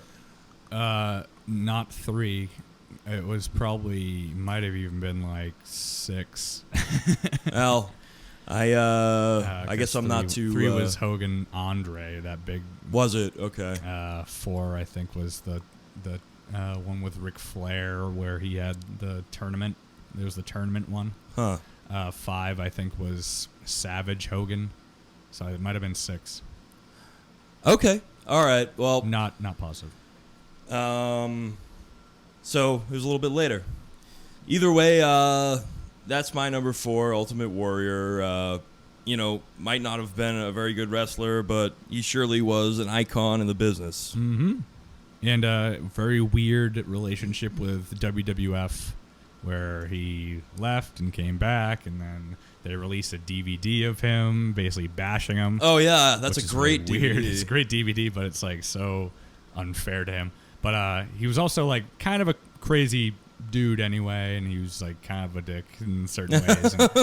But they kind of released a thing bashing him, and then finally Triple H recently made amends with him and brought him in to induct him into the Hall of Fame, and they kind of made up. And then he died like a day after. It was very, very strange. Weird. And he came out on Monday Night Raw and cut some promo about like how every man breathes his final breath, and every man's heart beats its final beat, and then he died. It's almost like precognitive there. I think he knew. I think he knew he was going to die. Wow. What did they say? What he died of? Like, I don't know. Was he sick, I want to say it was like heart failure or something. I'm not really sure. Yeah. But, well, a lot of those guys, the big steroid users from the 80s and 90s, their hearts. I mean, and it's happened to so many wrestlers. I mean, the British Bulldog. Just to name one off the top of my head. Eddie Guerrero. It's happened to quite a few wrestlers. Your heart's going to give out if you do steroids that long. I mean, if you do steroids at all, you're at risk. But that's a little steroid background info there. Anyways, Nathan, your number 4 pick. My number 4 is Randy Savage. Ooh yeah, Randy Savage, folks. Step into a Slim Jim. It's not much, almost goes without saying. Randy Savage, I want to. Guy left the business probably earlier than he could have because he saved his money, unlike a lot of other people. And he kind of just had a humble life after that. Like, just settled down, and bought a modest home, and just lived his life. And he had a full life after wrestling. I mean. He did die early. He had a heart attack while he was driving, which is another one, unbelievably graceful in the ring. His elbow smash is a thing of beauty. It's one of those few finishers, one of those few moves. I put up there with Shawn Michaels' super kick. I love it. I love the super kick. I put it up there with the people's eyebrow. I want to say I had another one for like the most beautiful moves ever in wrestling, but the elbow smash. The it was ball just- and chain. He just floated in the air. It was like it was balletic, you know. Yeah. And he put on great matches. Probably put on the first great match of all time, which was WrestleMania 3 again against Ricky Steamboat. Legendary Okay, match. yeah. Some consider it to be the greatest match of all time. Ricky the Dragon. And it was like that match was like, wow, you can put on like a performance in the ring that's like this athletic, you know, like very dramatic contest instead of just like guys going in the ring and punching each other hard and Yeah, body there's more slams. elements to it, more acrobatics. It was like, if you wow, will. that's pro wrestling, like that. Yeah. That's unbelievable. And he was like the first guy to really introduce sort of like a high flying dynamic. So, and great promos, unbelievable promos. Oh Of my course, God, like- some of the best promos you will ever come across. Him and the Warrior, but especially Savage. He was out of his freaking mind. Yeah. So, can't say enough about Randy Savage, but you know he kind of speaks for himself, and everyone knows Randy Savage pretty much. I mean, he's a very well-known character, Oh yeah, Savage is among my favorites too. I just sort of and I love his heel Macho King. the Macho phase. King. Yeah, with Sensational Sherry, great team. excellent team there. So that's all. Yeah, that's all I He's need to say. carrying around his golden scepter. So Holden. All right, my number 4. He kept calling himself the most electrifying man in sports entertainment until he willed it into actual being. My number 4 is The Rock. If you point. smell what the Rock is cooking. Yeah, what I loved about The Rock is he probably had some of the best mic work of his generation. I mean, he had his popular sayings like "You smell what The Rock is cooking," and "Oh, what did you just say?" And someone would talk to me like, "It doesn't matter what you say," and Just bring it. he says that, and then I mean, all those things, and then but even outside of those one-liners, he had just plenty of great mic work and promos. He had excellent promos. Yep. He had the ability to make simple moves look really special. Like the people's elbow Yeah. is all about him It's ridiculous. looking up into the crowd, raising his eyebrow, and then he just jump back and forth, do a little shimmy, and then elbow somebody. But the way he did it was there was so much showmanship and theater involved in it. Mm-hmm. And he brought that to all sorts of stuff. And highly entertaining. So entertaining that he ended up becoming a legitimate Hollywood star in legitimate actual action films. Even more so than Hollywood Hogan. way, actually, much more. Yeah. I don't know. Thunder in Paradise was quite the thrilling movie. If you haven't seen it, I highly recommend it. Thunder in Paradise, wasn't that a show? I thought it was a TV show. Maybe But it, it could have been. Maybe it was both. Yeah, Uh, but that that's was the one with the I was just name dropping. the he was- special. Or Mr. Nanny was another good Yeah. one. He had the special boat. that's what actually brought him to WCW. He was like, my show is failing. And Eric Bischoff was like, want to come to WCW? He was like, yeah, I probably should.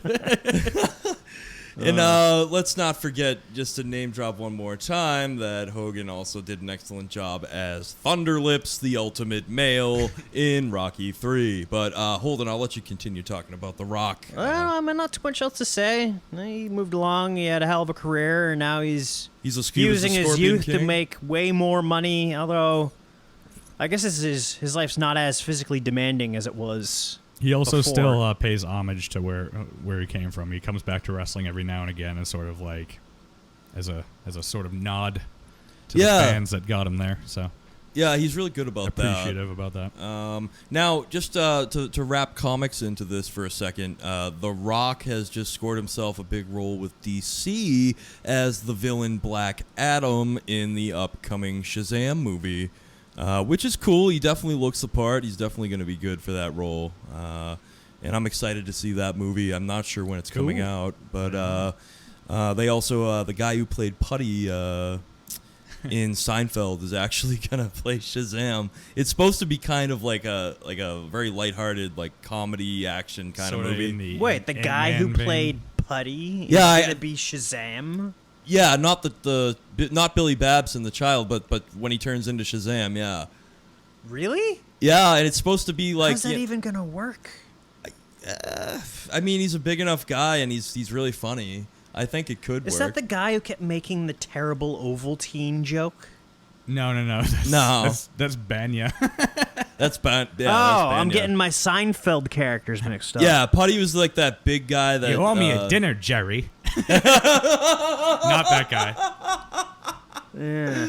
Yeah, no, he's like the big guy that Elaine was dating for a long time. Oh, didn't he play the Tick? He played the Tick, yeah. I want that suit back, Jerry. Oh, okay, yeah. Oh, so Patrick Waterburton then. I know That's his real name. That's yeah. his name. Yeah, I didn't know his real name. So, Yes. Oh, but yeah, okay. he's gonna be Shazam. So that'll be a cool movie. It's like I said, it's gonna be one of those lighthearted comic book movies that have just started coming out nowadays. That we haven't had that before. You know, like we mentioned in the earlier Marvel Cinematic Universe podcast. You know.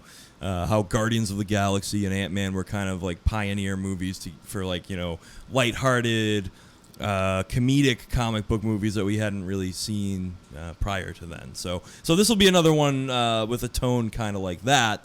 And The Rock will be playing the lead bad guy in that one. So, Cool. But to get back on topic, I think this brings us to number 3. My number 3 is Kurt Angle. I love Kurt Angle, always have. Wrestling's only and first Olympic gold medalist. Yeah, you got a guy who claims he. I mean, I never saw any of the footage. I believe it, but he claims his big claim to fame is winning the Olympic gold medal with a broken neck. He did. And Broken freaking neck. yeah, and he's like on top of it. I just remember him saying one time, like, and you know something else? I had the flu that day. Not only did I break my neck, but I had the flu, and I still won. But Angle is one of those unique characters. Well, I mean, he's a real-life person, too. He's a real-life champion of the real sport of Greco-Roman wrestling. One of the greatest actual wrestlers Yeah, of all time. One of the greatest athletes probably ever. But you got this character who's just incredibly cocky, incredibly Arrogant, and rightfully so. He has the chops to back it up. And Angle, you know, he was about 220 pounds, and he was still, you know, always fighting for the heavyweight title, going up against, you know, people like Triple H. I mean, he went up against everybody. Yeah. At that time, The Rock, Austin, Jericho. Yeah, Jericho and him had a great feud. Yeah. He was a great character too. Like he did some funny segments in WWE. I loved his old stuff. Just, you know, Mr. Golden Boy, Mr. fucking Making out with Stephanie, all that stuff. Oh yeah, yep. There's that.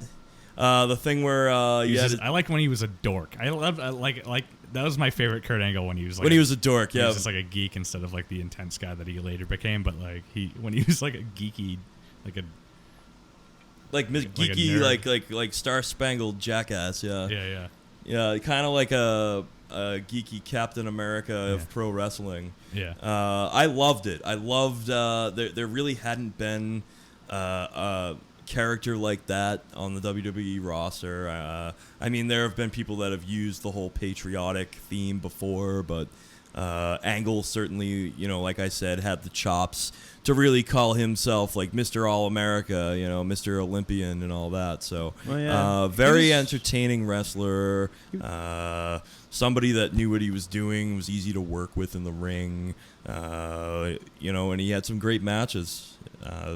One of my favorite wrestlers to watch, even still to this day, with TNA. And he, still puts on unbelievable matches. He was one of those guys. Actually, I mean, people say about Kurt Angle that like he learned the business and learned how to wrestle pro wrestling faster than anybody ever. Like he was like a fish to water. Like he came in and like within a year he was putting on like matches the quality of like a 15-year veteran of the ring. Like he he knew he picked it up, and he like worked so hard to just get really good really fast, and just, he was like his passion. He's a sort of a tragic figure in a way, because he came in and he's just like, he's so motivated and so goal oriented that he was just like, oh, my goal now is to be the greatest pro wrestler of all time. Because he was like, I'm gonna be he's like, you know, You're the greatest Olympic wrestler. yeah. He's like in the Olympics. He's like, I'm the best wrestler of all time. He's like, now I'm gonna be the greatest pro wrestler of all time. Yeah. And then he had, he worked too hard.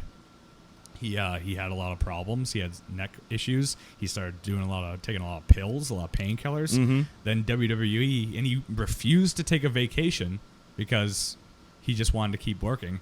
And this is no fault of WWE. They forcibly like released him. Wow. Because he refused to take a vacation. They were like worried he was going to die. That was like around the time a lot of wrestlers were dying. Really? Yeah, and then TNA picked him up. You want to work? Oh, we'll put you to work. Yeah, come work over here. Like, oh man, they just let go of Kurt Angle. He's like, because he wants to wrestle too much. So did you come here to wrestle? Let's grab him. And then the WWE sort of like, oh no, he's gonna OD on pain pills. I mean, they've had documentaries on Angle, and I mean, if you watch some of his old footage training for the Olympics and stuff, the guy is just nuts. I've never seen any kind of motivation or determination like it. I mean, you'd see him literally like sprinting up these really steep hills in Pittsburgh with, one of his buddies like on his back. He'd be carrying them like a firefighter would carry somebody out of a fire, and he'd just be running up and down this hill all day. Like, you have to be legitimately insane to be that good at wrestling. Like, I mean, we wrestled. Yeah. It's like the kids who were really good at it were like, you're out of your mind. And you gotta be. And I think that's sort of, I equate that with a lot of UFC fighters too. Like, if you want to, be that caliber of an athlete and compete at that level, you pretty much have to be a person that constantly needs to compete, is addicted to competing, and almost wants to hurt people for a living. More so with UFC than WWE. Yeah. WWE, they don't get hurt unless there's an accident. Right.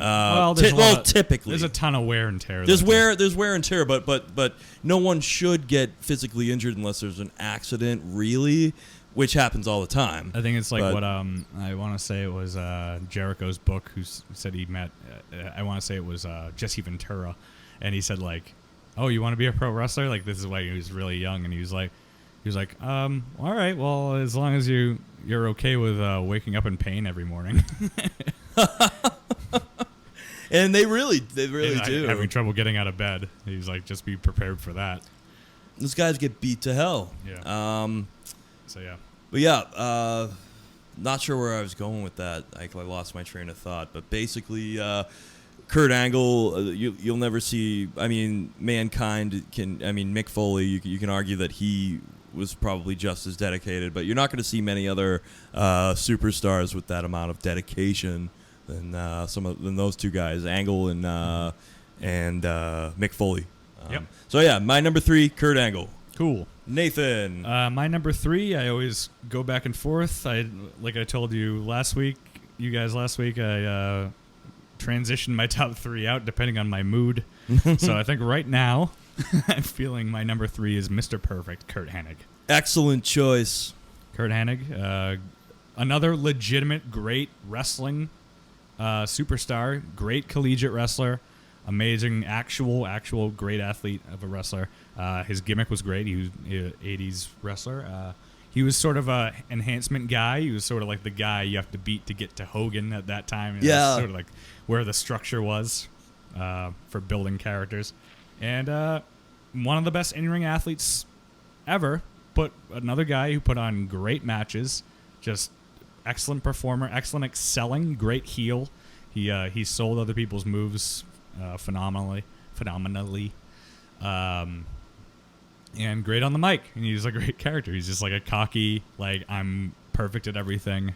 Yeah. Great vignettes. If you can look those up on YouTube, he has great vignettes of like him just shooting baskets and like from from like half court, just Yeah. and like walking away from it as it goes in and things like that, and like throwing a football to himself, like throwing a pass and then running and catching it.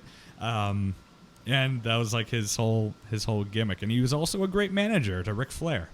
He was Ric Flair's manager for a while. That's right. But yeah, Mr. Perfect had a certain attitude about him that was just very charismatic. And yeah, some of his matches are unparalleled. So And that's what I'll say about Mr. Perfect. He's another dead wrestler, correct? Yeah, unfortunately he died. He came back in about 2002. They had this awesome Royal Rumble where it was after they bought out WCW. And they just brought in all these like old guys, like Kurt Hennig was there. They brought Goldust back. They brought back all these old guys, and much to Mr. Perfect's traditional Royal Rumble status, they had him in the Final Four in the ring. Because he was always in the Final Four in a Royal Rumble, so they did that again when he was in back there in like 2002. Awesome. And he put on great matches in 2002 before he died, like right before he died. He was one of those guys released from WWE, probably got super depressed. He was in a lot of pain, OD'd on pain pills. So yeah, it's one of those bad stories. It's sad. But yeah, it's almost uncanny how you see so many of these wrestlers, a lot of times, like, when they die, they haven't been out of the ring that long. No, it's like this, when old people retire, they have nothing to live for, and then they got no purpose, and they just end up passing away soon after. Actually, you know what? I'm wrong. It wasn't pain pills. I think it was cocaine. Ooh, well. I think he OD'd on coke. Oh, well, there's no way he was depressed when that happened. Yeah, well, rest in peace, Mr. Perfect. I guess you weren't so perfect after all, were you? Well, yes, that was cold. I'm sorry. That was as perfect as a heart attack. Holden, who do you got for number 3? My number three, in my mind, one of the best heels of all time, Triple H. Even though he had his time in the sun being a face with D-Generation X and in the 90s, and later on DX came back, but then they were mostly heels, and he's spent his time being a heel for most of his career. He doesn't really have too many one-liners. He's just like a real bastard, and you just kind of really love to hate him. And then now he's kind of worked things out and married the boss's daughter, and now he's in the driver's seat. Talk about a guy who's made a career. Yeah, I mean, I don't know. It's like following the art of war, only taking over the wrestling business. That's step what by a lot of people suspect that of him, that like he sort of, he worked his way in, like sort of being like a glad hander, being like, oh yeah, all your ideas are great, yeah, sure Vince, and then he created like NXT and things like this that are like changing the business from the standards that you usually expect from WWE. Basically placating the boss until he gets into a position of power. Right, change from within sort of thing. Yeah, so. Well, a lot of times Vince can be very like close-minded anyways, and he's very much like, he'll a lot of times this works great when he brings like old ideas back to present day, like especially in regards to promos and stuff like that from the 80s. I talked a lot about playing towards stereotypes. That's something that's still done today, and it's still done very effectively, but then there's a lot of other times where Vince is stuck in old school mentality, so I think it's good to have other types of management around that'll come up with new, fresh ideas. Right. So yeah, Triple H also. It's important to remember that he's a big action star as well nowadays. He had an amazing breakout role in Blade Trinity, where he played the key role of random vampire lackey. It was very entertaining. I liked it. I think that he should reprise that role if they ever do another Blade. Although I think that Blade killed him. But I mean, we could work him back in somehow. Yeah. I don't know. Haven't they talked about making another one? Yeah, there's talk. Well, there's talk about it, but I think it's gonna focus on Blade's daughter. I don't know. I wasn't really into it. I know the comic book that's coming out is Blade's daughter. Well, I don't know. Like, I'm just into Blade, and I didn't even know he had a daughter, and I don't know. Well, even in the Marvel universe, that character is kind of dropped off. Like, shouldn't yeah, you really big time. have a book? Or are they going to just do another movie and then, oh, hey, look, there's a book now?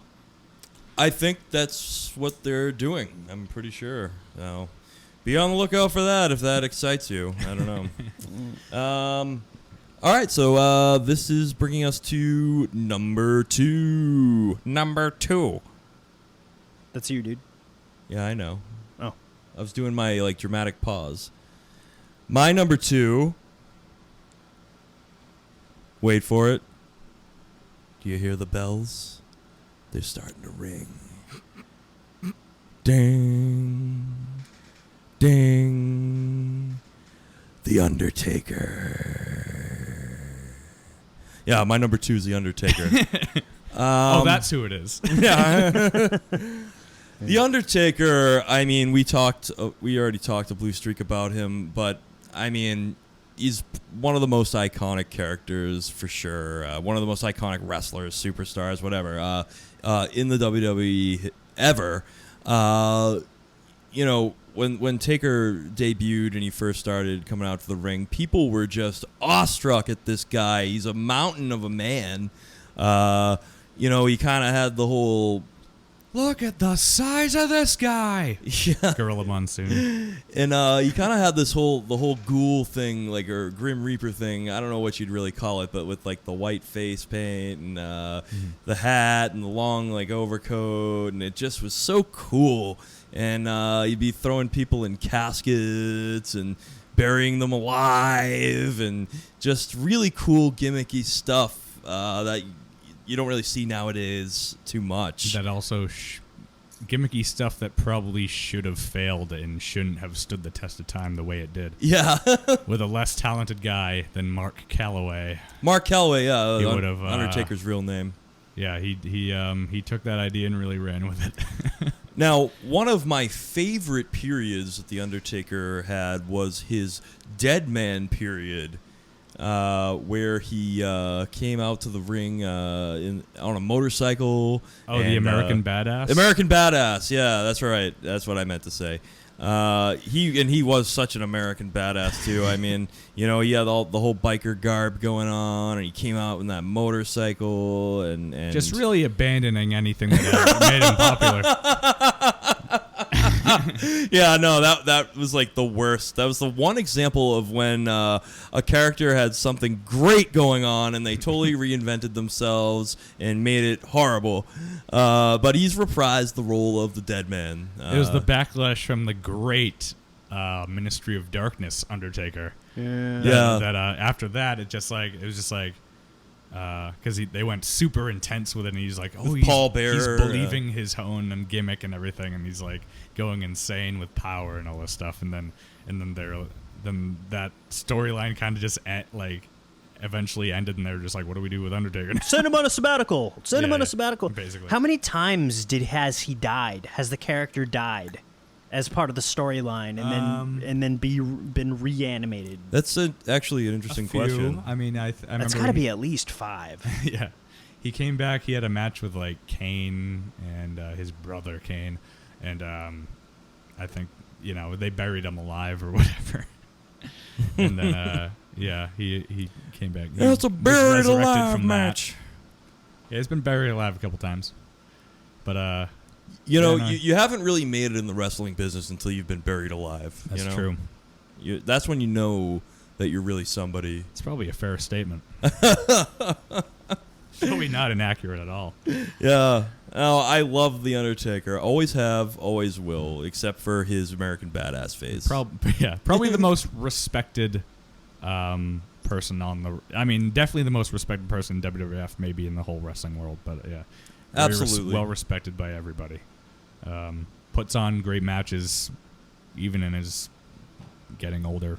Yeah, age. Jesus. How Probably old? He's- probably retiring. Honestly, he's probably retiring this year. That's why he's doing like a full year run. Wow. He's like, I'm just gonna go out with a bang, do an actual comeback, do some full time work, and or at least every pay-per-view do a match. Yeah. Just like Derek Jeter. Yeah, he's doing one big last run, and then he's probably retiring, which he should. I mean, he's up there, man. Yeah, I was wondering how old he is. I mean, he's still in fucking amazing shape, pardon my French, for somebody of his age, and he's been doing it for as long as him. But interesting to find out. I gotta believe at the very least he's in his late 40s, early 50s, maybe. Yeah. But kudos to him for being such an icon for such a long period of time. So that's my number 2. Cool. Nathan, number 2. My number 2, depending on my mood today. A lot of people might not know him. Brian Pillman. Awesome promo Flying guy. Flying Brian. He's like awesome promo guy. Great in the ring, great worker. More known for his promos. He had the unfortunate hand dealt to him that he was injured for a lot of his career. Like he had a broken leg. He's had a lot of injuries, had a lot of problems. But his promo work as a character, he was just unbelievable. You can look up at some of his stuff. Unfortunately, pretty short career, but in that short career, he made a definite impact on me. Especially his ECW debut promo was one of my favorite promos of all time, and died very young. He died, I think, in 1997. Well, they say only the good wrestlers die young. Yeah, that's true. And he's feuding with Goldust at the time, and he stole. I think he won Goldust's wife, Marlena, in a match, and he was sending him like videos of like in a hotel room with her and stuff, and he died during that storyline, which is You're kidding me. Yeah, and I OD'd on pain pills. Damn, another one. Pillman. Yeah, he was a Pillman, all right. Funny dude. Apparently very funny backstage too. Delicious irony. Yeah, right. So yeah, I mean, unfortunately I can't say more about him because he had a kind of a short career. But I mean, I could go on and on, but we're winding down. So Holden. All right. Number 2. Stone Cold Steve Austin. This is when I first originally kind of got into wrestling back in the late 90s. I hadn't really watched it much before that. And here was this character who told his boss to go screw himself regularly. Mm-hmm. Would just be absolutely abusive. He'd drive 4-wheelers up on Vince McMahon's limo and trap him in there and then make him choke on the exhaust by revving the 14-wheeler. Or like the time he came in and he sprayed everyone in the ring with the beer truck. Such a good anti-hero character. And at any number of times, he'd just show up, you'd hear the breaking glass, and you'd hear his entrance music, and he'd run into the ring, and it wouldn't matter how many people were in the ring. If he was interrupting a match, everyone would get the Stone Cold Stunner. It'd be like he was like this invincible badass who just chugged beer and would run his mouth, and nobody could tell him anything, and it was just awesome. Yeah, I had so much fun watching him. He was the first guy who one of the first guys who was really like, after the NWO was like, should have been a heel in any other time period. He should have been a heel, but then it transitioned to like the cool face, the cool good guy. Yeah. And he was like anti-corporate structure and like, versus the corporate champ. Yeah. Anti-Vince McMahon, and he feuded with Vince McMahon, feuded with the boss.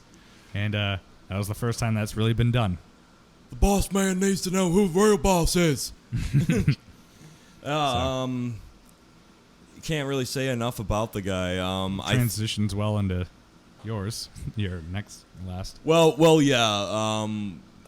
Stone Cold Steve Austin is my number 1, so that actually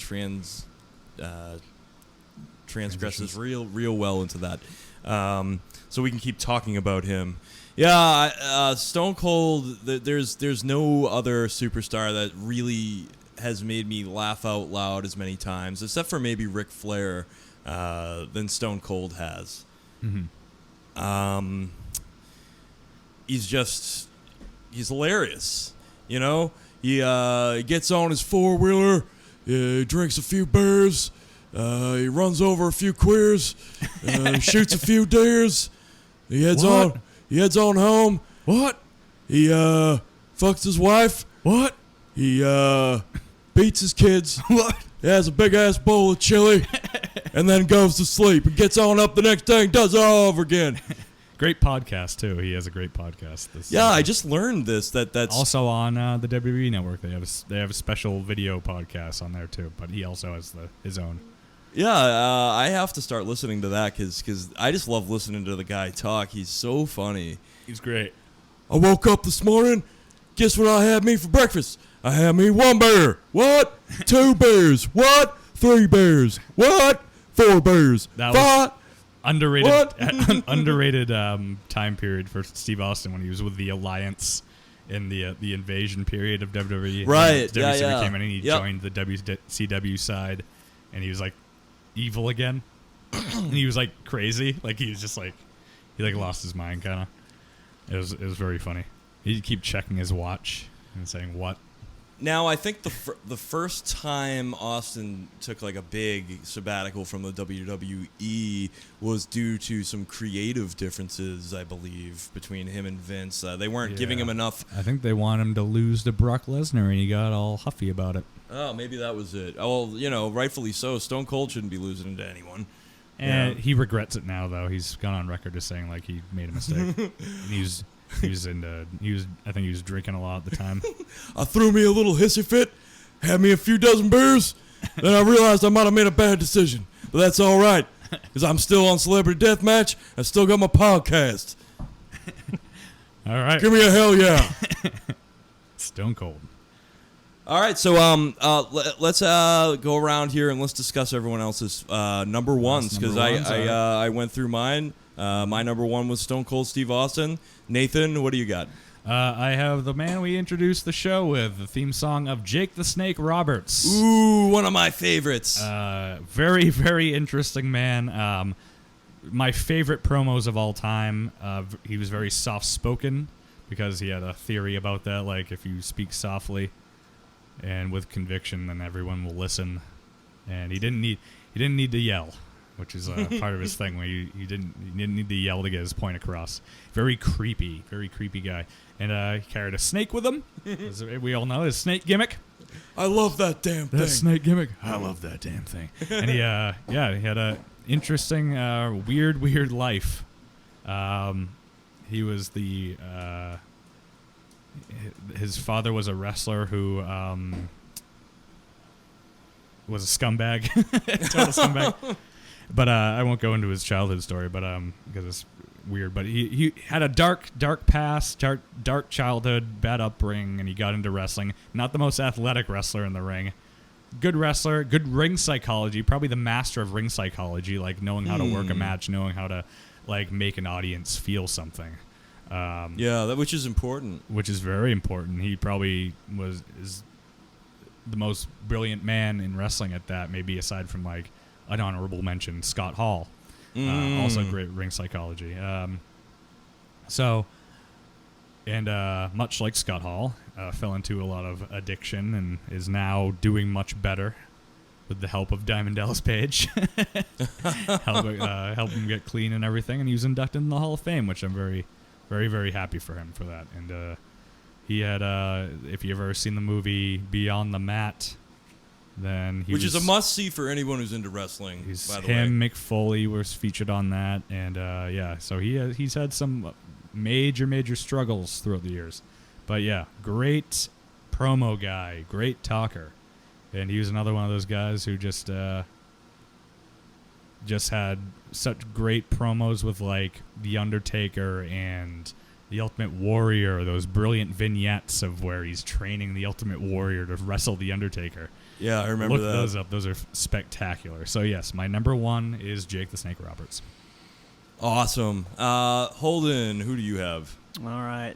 My number one is the man who came out and said, in order to be the man, you have to beat the man. The man who will go on about how Space Mountain might be one of the oldest rides, but it still is the longest line. The Nature Boy, Ric Flair. That guy, he's been doing what he's been doing for just forever. He'd probably still be doing professional wrestling if he weren't just so old. Yeah. He wants to but die in the ring. I'm either going to die in the ring or on top of a wild woman. He's famous for awesome quotations like that. He's too. probably got the best mic work out of anyone ever. Probably. Just extremely entertaining. I don't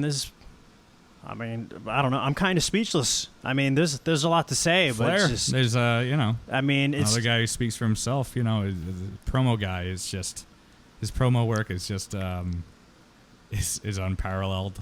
He is the ability to just get so intense Yeah. to the point where he's really popping a blood vessel on his forehead. Also lived his gimmick. He was like just spent a lot of money all the time. He was just lived in luxury all the time, even though it was like way outside his price range. well, I think he's doing all right now. No, he's doing all right. I mean, he has to pay alimony to about 6 different women. Oh, jeez. But yeah, he's been married and divorced a few times. But yeah, he well, one of the reasons he came back to wrestling a few times was, I think, for money, because he was, No. But so I mean, much- he's just such an asset with the mic that, like, if he really wanted to, he could be part of the industry until he does die. yeah. Oh, they would find a place for Flair. And he is. Yeah. I mean, he's like a lifer. He's like in WWE now he's a 2-time Hall of Famer, which is a weird, How do they manage that? I didn't know that. because he and separately the 4 Horsemen were inducted separately. So he has 2 Hall of Fame rings. So like the faction he was in, it's like if the NWO got inducted in also, Right. Kevin Nash or whatever. Right. So, yep, Ric Flair, man. Hell of a showman, hell of a wrestler, decorated WWE champion multiple times. One of the real figureheads of the business, I'd say, along with Hogan. Holds the record, 16-time world champion. Yeah. I mean, you think of WWE, he's definitely one of the people that comes to mind, along with Hogan and Savage and, some of the Attitude Era guys, too, and, of course, Vince McMahon. That was like the old dispute, was like Hulk Hogan was like the most famous wrestler and Ric Flair was like the best wrestler. The best wrestler, yeah. The wrestling fans wrestler. Exactly, yeah. And Hogan was what drew all the children to the pop culture guy. pop culture crowd, yeah. Very interesting, though. I think we had some great picks today, guys. Honorable mentions: Shawn Michaels, best in-ring performer of all time. CM Absolutely, Punk. yep. CM Punk, I want to say, probably some of the best promos ever. Scott Hall I mentioned. Rick Rude. Ravishing Rick Rude is somebody we probably should have had on someone's list. I would have on maybe a different day. But Yep. Maybe a longer list. Yeah. We mentioned Scott Hall, Razor Ramon. Obviously, he's up there. We talked about Jeff Jarrett. Dusty Rhodes we mentioned. Any other honorable mentions you guys could think of? I mean, I could, but we'd be here all day. Yeah, I think we covered a good. Covered most of them. The a good Road bulk of it. Warriors. Yeah. I mean, the Road Warriors were a great tag team. Yeah. I mean, we could be here all day, and then if we did a segment just on managers too. I mean, Oh, I forgot. I totally forgot someone I probably should have had in my Mouth top of 5. the South. No, this is a weird one. Tajiri.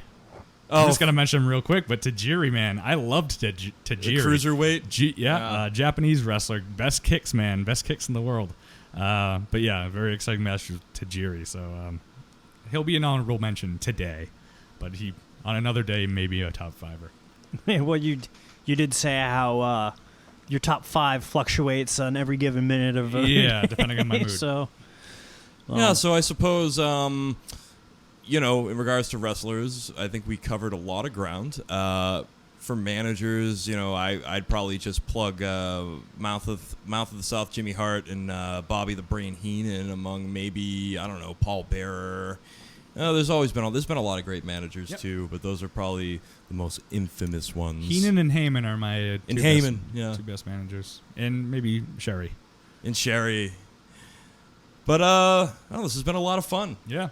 I'm sure there'll come a point in time where we cover the WWE again. But I want to thank you all for listening. I want to thank Nathan for supplying us with his extensive wrestling knowledge today. Yay. And next week, be on call for our episode we will have on Image Comics. We'll discuss Image Comics titles, a little bit of background on the company, and Todd McFarlane as well. So this is another episode concluded. My name is Andrew Puzak of Vigilant Geek Media. With me, as always, is Holden Orme of Vigilant Geek Media, and also special guest today, Nathan Burke. Thank you. We want to thank you all for listening, and as always, stay vigilant.